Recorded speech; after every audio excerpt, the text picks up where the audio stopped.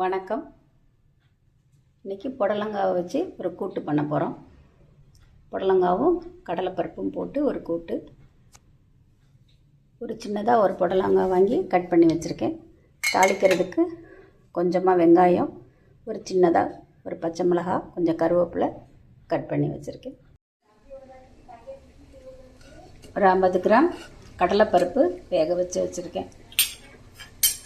இது கூட நம்ம நறுக்கி வச்சுருக்க புடலங்காயை சேர்த்துக்கலாம்.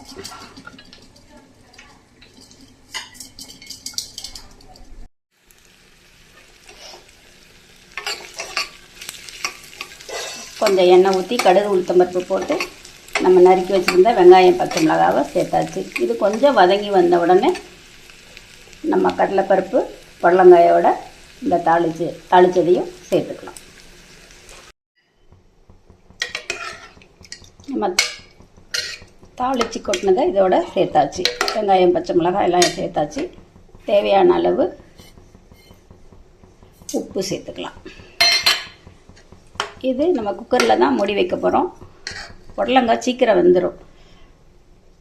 விசில் வந்த உடனே சிம்மில் வச்சு 1 நிமிஷத்தில் கூட ஆஃப் பண்ணிடலாம்.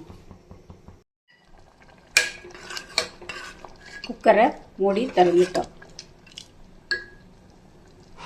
புடலங்காய் கூட்டு அருமையாக ரெடி ஆயிருக்கு. கொஞ்சம் தேங்காய் பூ சேர்த்து ஆஃப் பண்ணிடலாம்.